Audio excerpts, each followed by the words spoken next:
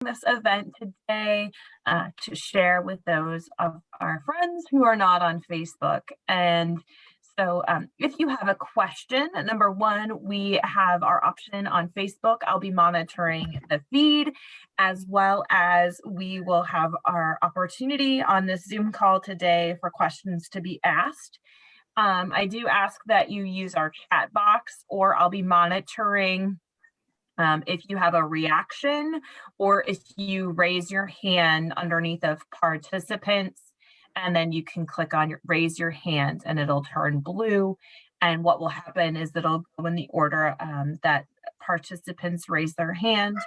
And again, those of you who are on Facebook, just so you know, there is a slight delay. So we'll try to answer your questions kind of as timely and efficiently as possible. So today we are going to be talking about a really exciting topic for me. Personally, I'm really excited to learn more, but I'm going to go ahead and pass the floor off over to Michael, and it looks like we are all set to go on our stream. Excellent. So hopefully everybody can see my first slide here, which is we're going to talk about how to unlock the hidden wealth potential of your bike with this one weird trick, or transportation economics presented by me. I'm Michael Loebach. My day job, I'm a banker. I've been working in banking and finance for a little over 15 years. And what I do is I actually work on financial models for banks to help them in their decision making, which is exactly what I tried to do here related to your car choice or bike choice and how that impacts your financial life. So with that, we'll jump into our next slide. So what we're going to talk about is first the reasons for, topic discovery is going to provide a little bit of context for what we're going to talk about. So reasons for transporting yourself different places, why you're doing it, what mode of transportation for those reasons that you're going to select for yourself. And then we're going to go into like a cost comparison of the different modes. Some of the key terms that we're going to talk about real quick to help us understand the analysis is cash accounting, accrual accounting, opportunity cost. I underline that because that is by far the most important concept to grasp. And then lastly, economic accounting. So if we think about our transportation choices, they're dictated somewhat by what we're transporting ourselves for. And there's four sort of main reasons that we transport ourselves around: work, school, entertainment, and life maintenance. And life maintenance, I include like groceries, hardware store, some of that mundanery type things that you have to do. Not everyone has all four of these categories going on in their life at every point in time, but by and large, this is the reasons why people transport themselves around. And then if we think even out of these four reasons for transporting ourselves, the most frequent reasons is work and school. Those are, twice a day, 5 days a week, you're transporting yourself to and from someplace for work and school. So those are the most frequent reasons, and what we should try to keep in our mind as we go through the analysis.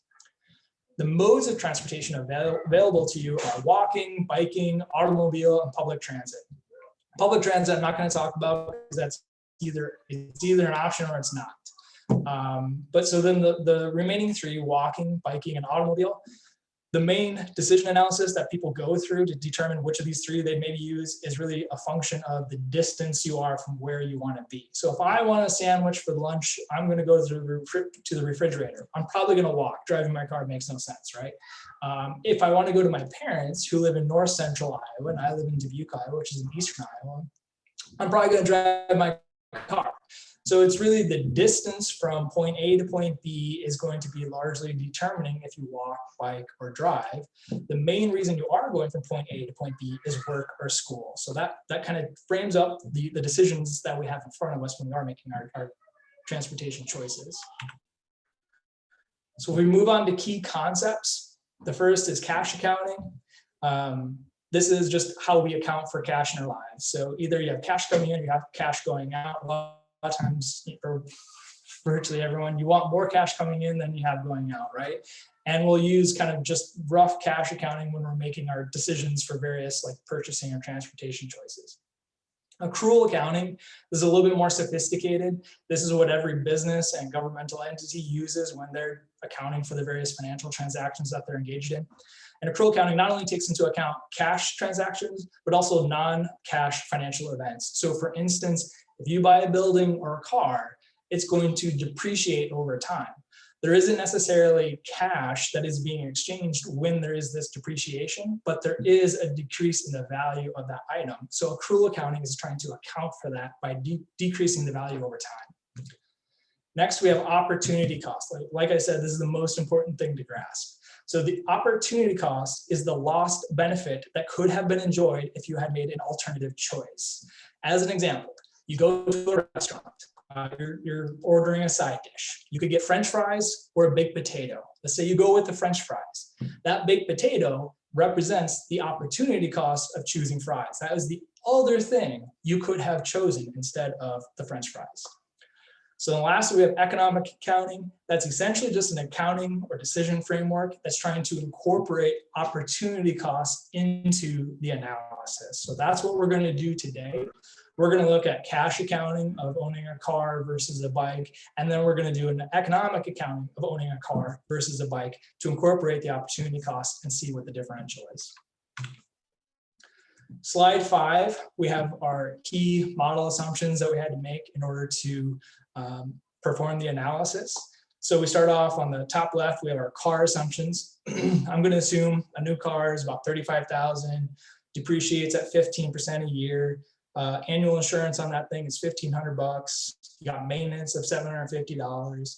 You own a car, you got to store it someplace. So I'm going to assume you got a single car garage, costs you $20,000. That thing's got a driveway, so you got $5,000 for that. There's an annual garage maintenance of $500, annual car garage insurance of $250. I'm going to assume you drive 10,000 miles in a year. It gets 25 miles per gallon, and the cost of gas is $2.70. If we move over to the bike assumptions, I'm going to assume you have a $1,000 bike. It'll last for 10 years, depreciates at 15% a year. You pay $50 a year for maintenance. You got to store it. So I'm going to assume you bought a bike garage and it's $2,700. There's maintenance on that garage of $50, and then you have insurance on that garage of $25. And then lastly, we have our opportunity cost assumption, and that's our cost of capital, which is 7%. So what the heck does that mean? Well, for both the car and the bike, you have a fairly significant cash outlay. You're going to spend so much money, right? The opportunity cost is what else could you have done with that money? I'm going to assume that you took that cash and instead of buying a car or a bike, but you put that in the stock market into just a generic stock portfolio, and you're going to earn about 7% a year, which is roughly what the S&P 500 has done over the last 140 years. Using these assumptions, I did 5 different scenarios. So the first scenario I called the 5-year replacement. So I'm assuming you bought a car and you replace that car every 5 years. I assume we have a 7-year replacement scenario, same thing, bought a car, lasts for 7 years, you replace it. 10-year replacement, again, car, you replace it every 10 years. And then lastly, we have the bike, which gets replaced every 10 years. We go to slide 6. I show here the cash costs, or the cash accounting, if you will, that we just discussed, of the various car scenarios and the bike scenario over a 40-year time horizon. So I show what your cumulative cash expenditure would have been over 5, 10, 15, 20, 30, and 40 years on these various options. So if we just using cash accounting, the car, if you own a car and you replace it every 5 years, over 40 years, you would have spent about $360,000. On the bike, you would have spent about $11,000. So let's call that a $350,000, $340,000 differential, right? Nothing to sneeze at, but it is over 40 years. But this is just accounting for the cash, right? If we go to slide 7, I have a little bit more detailed breakout of what those cash expenses are based on the line item as I specified in the assumption slide. So for the 5-year replacement, you're going to spend about $170,000 on buying the vehicle itself, just cash. $90,000 insurance, you got fuel, garage structures, and so forth, and that gets you to your total cash expenditure across the board. And then I also show what the depreciation expense on those cars would have been over that period of time, and the number of cars, and then the bikes purchased. So in the 5-year replacement, over 40 years, you would have bought 8 cars, 10-year replacement, 4 cars. Well, what about the economic cost, right? What else could you have done with that cash? And what would that be worth today if you hadn't bought the car or the bike? So that's on slide 8. We have the economic costs. And it's the same 5 to 10 to 40-year time horizon in the same scenarios. But look at the 40-year number for a car, $2.4 million, right? The cash expense that we saw before was $359,000. But if I had taken that cash and invested in the stock market, just a generic portfolio, you don't have to be a stock market genius or anything. If you would took that $359,000 and invested in the stock market, you'd have $2.4 million, right? Across the board, all the car scenarios get you above $2 million. The bike, $93,000 is your economic cost of owning a bike for 40 years. It's important to realize that is like life-changing wealth for most people. And I think the average person's savings at retirement is somewhere between $100,000 to $300,000. So it's a multiple of the average American's savings. So with this economic cost table, we can then compare what the difference would be if you owned a bike versus owning, say, a car and you replace it every 5 years. So we could just take the difference between these two to see the value of owning the bike, which on slide 9 is what we have here. This is the wealth potential of your bike. So it's over the 40-year period of time, and you can compare a 5-year replacement car to a 7-year replacement car. If you would own the 7-year versus the 5-year, it'd save you $123,000 over that 40-year time frame. If you, say, stretched out your car to 10 years instead of the 5-year, it'd save you $278,000, decent chunk of money. But if you could ditch that car for a bike altogether, it'd save you $2.3 million. So you would literally have millions of dollars for every single car scenario compared to the bike. The bike's just kicking the car's butt, basically. That's the way to get rich, is to own a bike. But you might be thinking, yeah, okay, Michael, but that's a $35,000 car. And that is the entry level price for cool. That's what the entry level price of a cool car is. And you can increase the price and get an even more cool car. But I don't care about being cool. I'm totally fine with going with the cheaper car. All right. So what's the cost to cool, and how much is that impacting the decision here? Well, let's rerun the numbers, but assume the car that you're buying is $15,000 as opposed to $35,000. And then we can see what the difference is. So for the 5-year replacement over 40 years, if you had bought the $15,000 car instead of the $35,000, it would save you $675,000. So you can see each the 5-year, 7-year, and 10-year replacement, it's over $500,000 over that 4-year period of time. So that's a pretty sizable chunk. So yeah, if you're willing to not look cool and buy the cheaper car, it will save you a meaningful sum of money. But how does the non-cool car compare to the bike? When we go to slide 11, that's what we have here. We took the same wealth table that we saw before, but we used the $15,000 car instead of the $35,000. And then you can compare the various scenarios to each other. And the bike still beats every single car scenario by about $1.5 million. So even if you're fine with going with the non-cool car, you're going to save yourself $1.5 million by riding a bike instead of a car. So it's still I would call a life-changing sum of money by riding your bike versus driving your car. But you might be thinking, well, yeah, but what about the price of gas? Doesn't that matter? Doesn't the price of gas really drive up and down my cost here? So let's see, right? Slide 12, we have the price of gas. And it's actually way less important than you might think. So in our standard scenarios, which is in table 7 for the economic cost, we assume gas was $2.70. Well, what happens if we double that to say $5.40, double gas? I don't think we've ever seen $5.40 gas. It'd be crazy high, right? And we rerun the economic cost. Table 9 has what the differential is. So if we look over a 40-year period of time, doubling the cost of gas today would add $230,000 in the economic cost of a car. Or if we look at what the economic cost of the car under the $2.70 gas scenario, it adds about 10% to the price. What's interesting is you can go in reverse here and assume gas goes to 0. What if gas is free? You just pull up to the pump, you just get it, right? It's totally free. That's the same number, it's $230,000 we can subtract off from the economic cost of the car, which shaves off about 10%. from its price. So even if gas was free, your car is going to cost you at least $2 million over a 40-year time horizon. Gas really just doesn't matter relative to the ownership of the car. It's the car cost that matters, not the gas. Which takes us to my next point on slide 13, locus of control. So whenever we're engaged in any kind of like financial decision-making analysis, it's always important to think what's in my control and what's outside of my control. So when it comes to transportation, I can't control fuel. I can't control the price of gas. I can't control infrastructure. I can't control if there's a bike lane from my house, or if there's a bus, or if there's a train. I can't control the cost of vehicles. You know, I can't control what a bike costs or versus a car. And I also can't control what it means to be cool and what it takes to fit into the cool category. But what is in my control? It's how far you live from the places you want to be. This is the one weird trick that can help you to unlock millions of dollars of potential from your bike. The cheapest way to transport yourself is to already be at the place that you want to be. It sounds simple, but it really is that simple.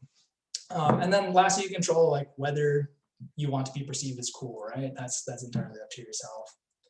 I have one more user case study to try and also display the value of optionality of not driving a car and the choices or the freedom that it'll unlock for you. So if we go to slide 14, we have table 10 here is that wealth differential table we already saw, actually, of comparing like a car ownership to a bike. But instead of going all the way to the 40-year time frame, I went to the 20-year time frame. So you can see over a 20-year time frame, your bike relative to a car would save you about $500,000. So let's tee up a situation. We've got a guy. His name's Mr. Monopoly. He just got married. He and his wife live biking distance from work today. Yay. They're planning on having children. But they're thinking they might have to move to a neighborhood that's got a bit better school. But to do that, they're going to have to buy cars. Well, so if they would stay in the neighborhood where they're at, maybe go to the school that they're less excited about, and in 20 years, when the kids are about ready to, say, move out of the house, they could hand their kids the savings that they accrued over that 20-year period, the $500,000, right? They could give them $500,000 to go to college. They could give it to them to buy a house, or they could give it to the kid and the kid could take like 10 gap years, right? Alternatively, they could also just have, instead of investing the money every year in the stocks, in the stock market, they could have used it to pay for tutors. So there's all sorts of options that they have by riding their bike as opposed to driving, because they're able to accumulate wealth, which then allows them to make other choices. If they would have moved to the neighborhood that was further out and required the car, they would have locked in the transportation costs and given up all optionality. And you want options, you want choice, you want freedom. It allows you to make a wider variety of decisions that can help to improve your own happiness and well-being. So my last slide is the conclusion. So what did we learn today? Well, where you choose to live in relation to where you need or want to be is the biggest determinant of your transportation costs. And the opportunity cost of capital is huge. So another way to think about this, people go crazy on Black Friday after Thanksgiving, or before Thanksgiving, whenever that is, to save money on stuff that they're gonna buy, right? And they think they're having huge savings, right? Well, that's like focusing on the most minutest of your decisions. The multi-million-dollar decision you make is where you live, because that unlocks the potential for your various transportation choices that could save you millions of dollars. Like if you got the location of your house and your transportation decisions correct and you're saving millions of dollars, who cares about Black Friday savings? Totally useless in comparison. So in summary, if your financial advisor hasn't already talked to you about this one weird trick, I would fire them, ditch the car, and get rich.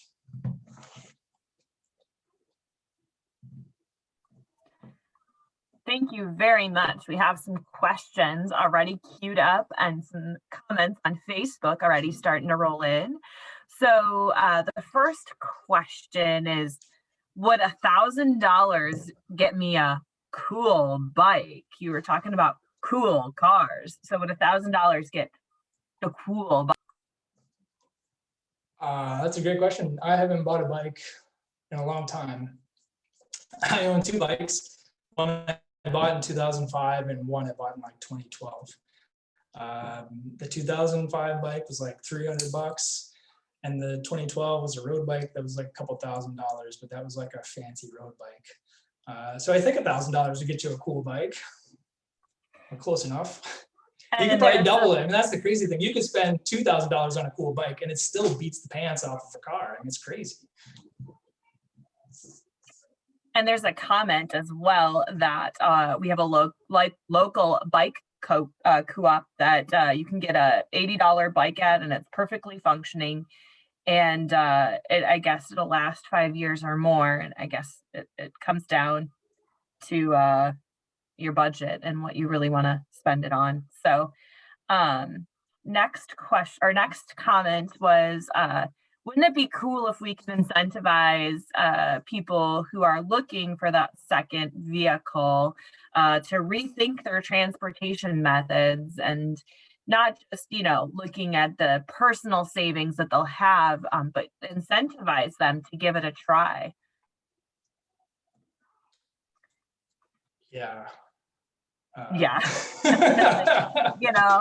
If the budget's $1,000, Mr. Clevitter, for a cool bike, we definitely would say $1,000 would incentivize you to buy that cool bike, or you can chip in $2,000 of your own and buy that $3,000 bike and save, a ton of money in the end.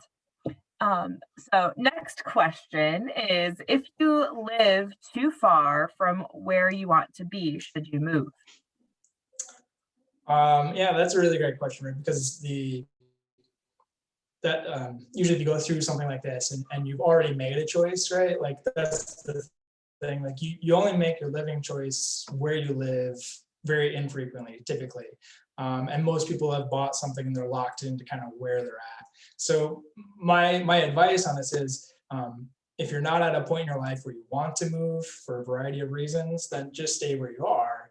But incorporate this into your future decision making, right? It's not that you have to like knee-jerk a decision today to put yourself in a certain spot, but it's like to incorporate this and think about it as you go forward in life, and think about the various decisions that you do make. Otherwise, it's out of reach. It's unrealistic to think people are also going to change all of their living choices tomorrow to allow them to do it. But so it's something to think about.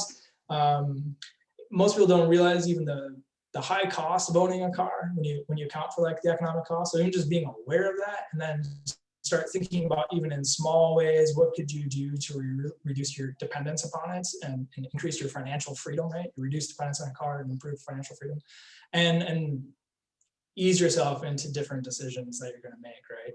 I wouldn't suggest drop your car and just ride a bike every day, because you might be shocked at weather or what other events, right? So it's kind of just strategic decision making is something that's like long game. So you don't have to make the choice today. It's like a long game, life focus, if you will. Mm-hmm. Yeah, when I was looking to move myself, I previously lived out in the county, and the hills were just as great as they are in the city, but it was a much longer commute if I were to bike. And so when it was time to move and build start our home, it definitely was one of my concerns, was I going to be able to use other modes of transportation to get around? So you have a bunch more questions. Are you ready? Okay. So number 1, how many cars do you have? 1. And how does your family get around? I mean, you have kids, and to get to school, and how does the rest of your family get to work, etc.? Yeah, so so I've been obsessed with this topic for a long, long time. And my wife and I have only ever had one car, which is going back about 15 years now for the two of us. And I've made a choice that I was only going to try to, I live close to downtown Dubuque, and I work in downtown Dubuque. So for the last 15 years, I made a choice. I was either going to, well, both. I would live close to downtown. Like, when it came time to look for a house, I drew a circle and was like, this is where I'm going to live. And then when it came to employment, I did a similar thing also. It's like, this is the range of employers that I'm going to try to look for employment at. And it's not obviously easy, right? We have not structured our society to make this type of decision making easy. So you do have to go against the grain. But that's how we've done it. So for the last 15 years, I have biked or walked to work probably 90% of the time, with 10% where we didn't was when we had 2 kids in daycare. And when we had 1 kid, we were fortunate, our daycare was on the way to work, so we could walk with the kid, or I put her in a bike. But then when we had 2 kids and wintertime hit, it made the walking and biking kind of unrealistic. So then we drove that winter with the 2 kids in daycare. So, and then even as our school that our daughter goes to is not too far away also. So the way we get her to school is I would walk her to school, and then I'd walk to work, and then my wife would pick her up on the way back around. So all those decisions are really only possible if you do live close enough to where you need to be. That's how we've been able to do what we do. And this is kind of a follow-up question. You kind of mentioned you live closer to downtown. Do you have any suggestions about navigating, when kids' activities happen to be on the west side of town? And for those of you who don't understand the topography, that is the bluffs of Dubuque, or some of the drastic hills some people may have to get up to get to the west side of town. What are your recommendations and suggestions? So that's why in the beginning I said focus on work and school, because those other trips really don't happen that often, right? So if it's like, say, twice a week you have to get out to the west side, or vice versa from west side to downtown, take a car. That's that easy, right? It's really like the frequency of a trip is the one that you want to plan yourself around. If you're doing it every day, twice a day, that's the one to plan for. If it's twice a week, just take the car, right? That would be how I'd structure the decision making of importance. Sure. And so I guess going back to some economics here, what's your personal average, I guess, for a year bike maintenance fees? Mine's way less than $50, because some of it I'm probably like $15 a year. I mean, now I guess take that back. I got tires and things. I don't know. It's probably not too far from 50, maybe 35. Sure. And so to partner with that, what is your budget? Because we were on with Jessica from PS Styling last week. What's your budget for a tire to look stylish on your cool bike? Yeah. So I'm not concerned with looking cool as part of the problem. So, no, so I have in my day job, like I wear suits a lot. COVID, so I'm at home right now for remaining a little bit of time. But I wear suits, and so one thing I bought was essentially it's like where you go to an airport with a suit in it, if you will, but it drapes over the back of my bike with a I don't know, it's got some bars back there. So essentially it's like a suit carrying bag that just hooks up to the back of my bike, and that's what I do. And I just go to the bathroom and change into my suit. I keep my work shoes at work. I even keep spares. So like I have like a spare belt, I have some spare older shoes, I have spare socks, things like that. I just keep in a desk drawer in case I forgot something. I keep a comb and deodorant. But for the most part, my commute isn't that far, so it's not too terribly, I don't get too terribly sweaty ever. But that's what I do. And I bought the thing for carrying my suit. I just probably like $100. I think I bought it 10 years ago and I still use it.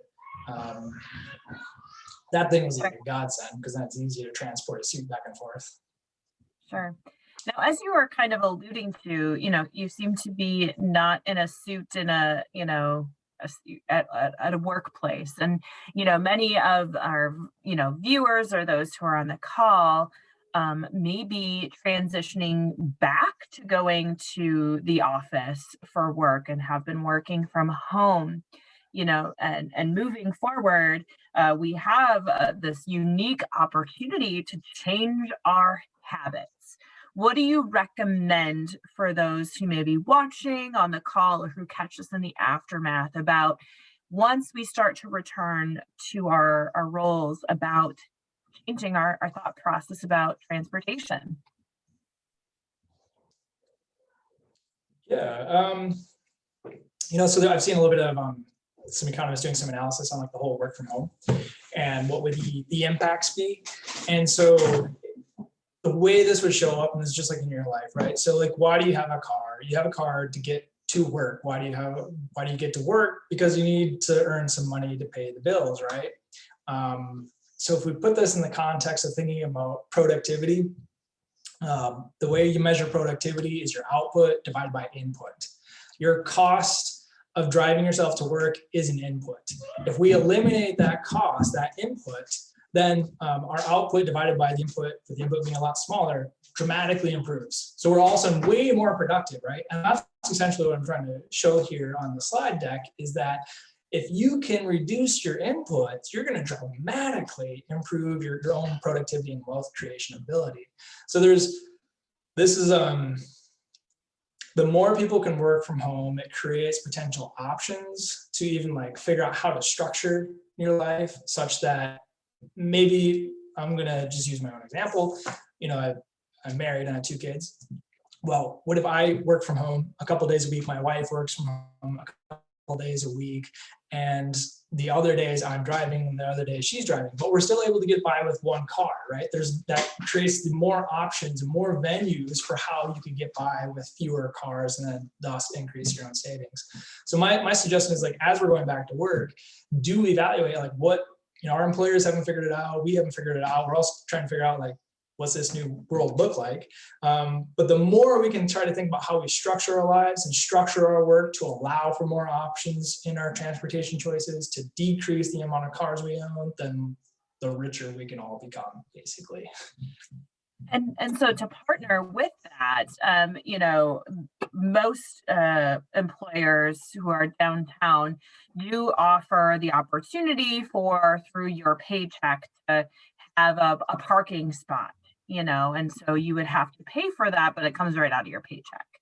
So how much money have you saved for not having to worry about that parking spot payment in the last 15 years? Have you saved enough to like grow your own food and go get your own farm, or what's? Not quite that much, but so my employer, it would be $25 a month for the parking spot, and $25 a month for 15 years. It's $4,500. So yeah, in terms of parking cost, and with the bike I park for free, or if I walk, it's free. So it's $4,500 in parking costs, which I didn't include parking costs in the analysis, which would sweeten the deal for the bike versus the car further yet. Yep. Well, and you still kind of, during those winter months may need to use a parking spot. And so you may have other, like a couple dollars here, a couple dollars there to pay a parking meter. But, that still is a lot better than $25 a month. Yeah, and that's actually when I first started working, I was like offered like, do you want a parking spot? And I was making my, I was just out of college, and I was like, whoa, $300. Like, I put it in the context of the bike maintenance. I was like, that pays for bike maintenance and then some. And then I go a few years, which is like how I was like, oh, I'm going to buy a $2,000 bike because I haven't paid for parking for 5 years, which gave me $1,500. So it almost paid for the, the road bike type thing at that point in time. Sure. Which is like crazy awesome, honestly. The money, is kept in your bank versus others is definitely a great opportunity, number one. So I have another question that is focused on, I guess, influencership.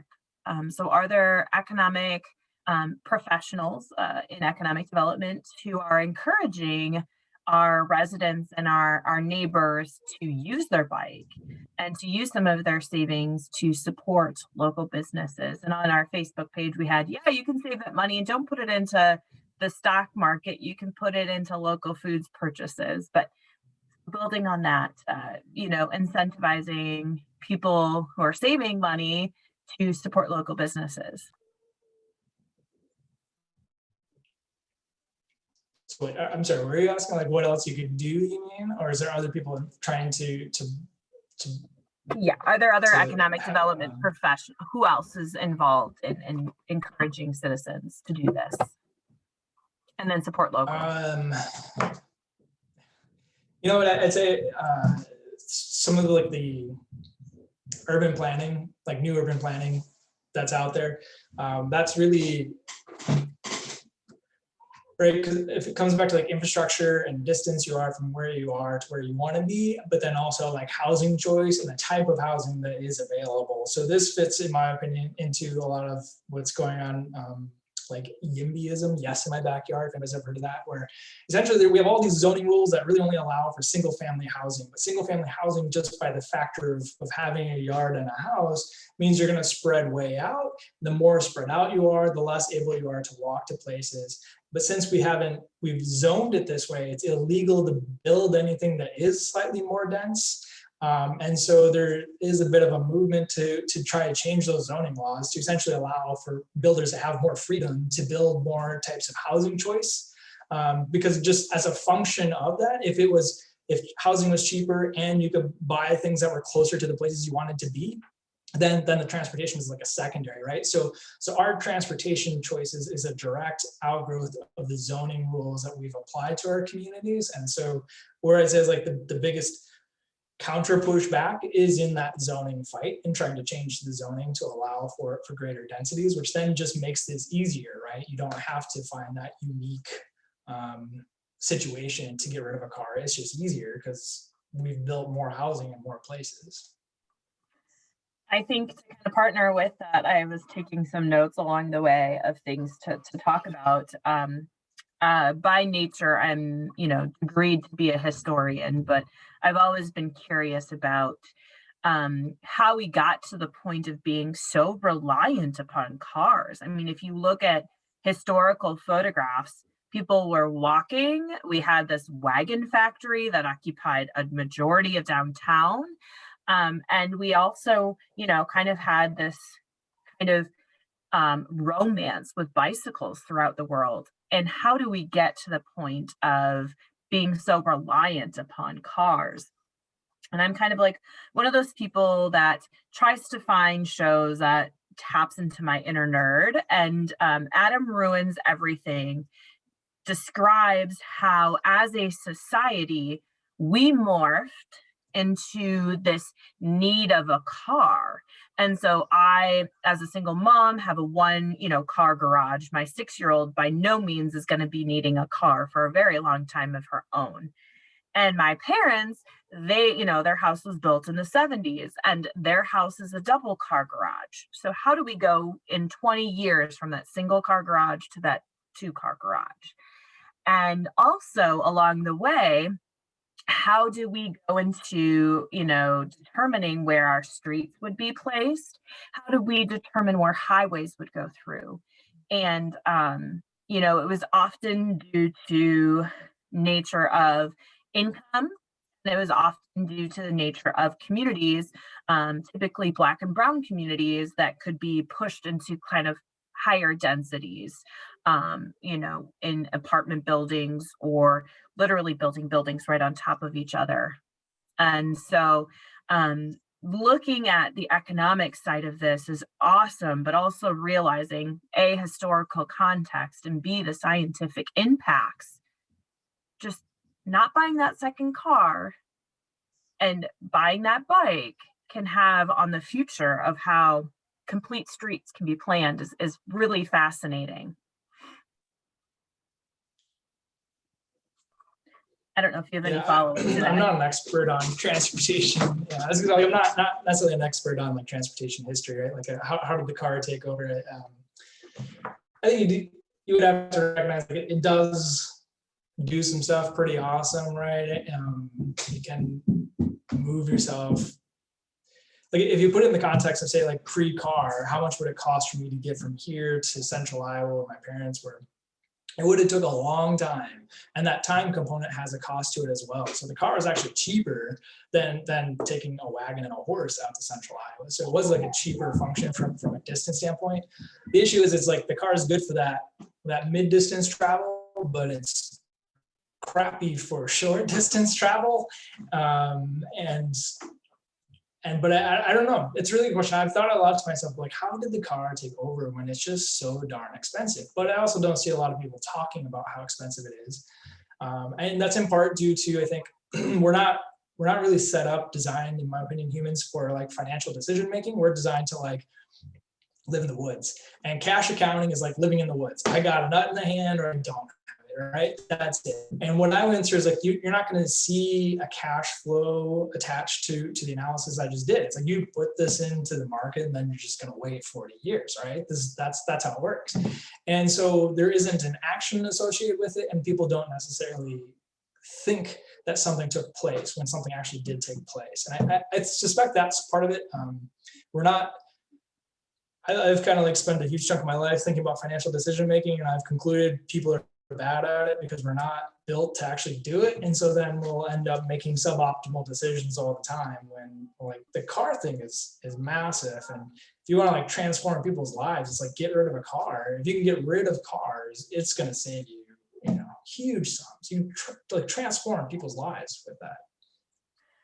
Well, and now, honestly, we are at the precipice of like everything completely being uprooted and, completely starting something new. So your financial side of things should be a great incentive for our neighbors to latch on to buying, whether it's a $80 bike or a $300 or $3,000 bike, to latch onto that.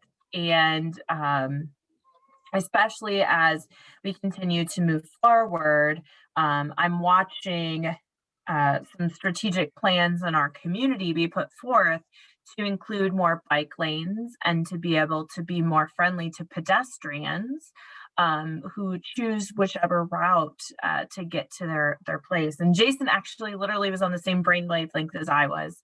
And he also was mentioning that, kind of more on the flat parts of town, there's so much potential to be bike friendly. And especially with the families who are probably looking at that, dollar figure you put forth to buy a car, to store the car, to have parking for the car, to buy gas for the car as a barrier to purchasing a vehicle, and reaching our community a little bit differently as well with complete streets, thought process. So does anyone else have any questions? This has been really like a great deep dive into financing, and millions of dollars is always an incentive in my mind to stop and look. Yeah, absolutely.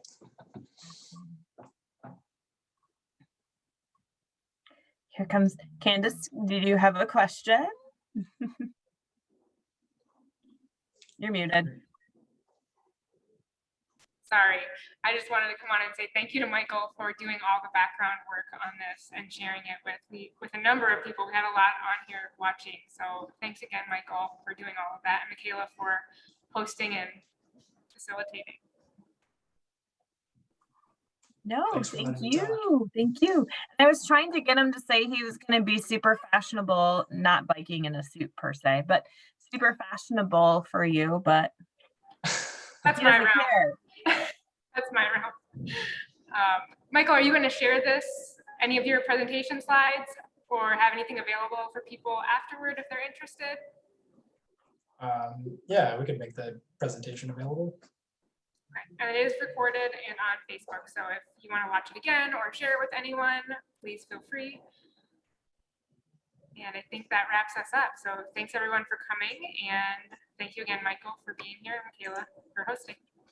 Sure. What's the rest of this week's events look like, Candace, before we head out? Thank you. You always are good at that. The rest of the week's events, there are coffee trucks pretty much every day. Tomorrow morning, it will be in DePaco Alley down in the Millwork District from 7 to 9 a.m. So you can stop in, get a coffee and a cyclist discount. on that coffee.